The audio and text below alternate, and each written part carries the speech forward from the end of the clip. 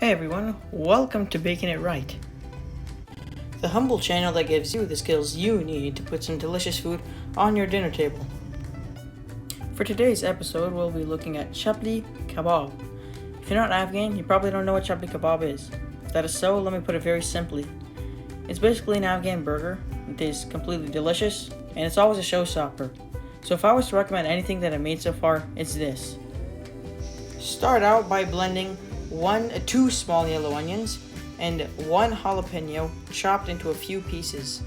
While my brother was blending that, I took the liberty to open and take the ground lamb out of its casing. Yes, as we're using ground lamb. For this recipe, you're going to need 3 pounds of ground lamb. I like to use ground lamb because it's more tender and it doesn't have the beefy flavor, but it's still delicious.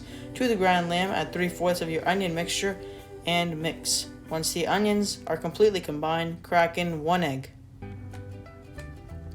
Mix in the egg as well as 1 tablespoon of kosher salt, 1 tablespoon of coriander, several cracks of freshly ground black pepper, 1 tablespoon of garlic powder, half a cup of flour. The flour is needed to kind of bind everything together, almost like breadcrumbs they would put in a burger, like the Mississippi Slug Burger. I don't know how many of you have heard of that. I've been watching George Mott's recently. Combine all of that and you're going to be looking for a very sticky mixture. Today we are using a cast iron pan, but you could also use stainless steel. Heat up a bunch of high heat oil. You're almost deep frying it. Now, just like a burger, once you see the sides rising up, that's your cue to flip. These are very similar to burgers, especially with the cooking process and everything like that. And once you see a beautiful crust on both sides, your chapli kabob is ready. Now, traditionally, Afghans serve it with Afghan bread, which the video is coming up, or white rice. But you could definitely put it in a burger one if you wanted to. It's one of those diverse things that tastes good with anything.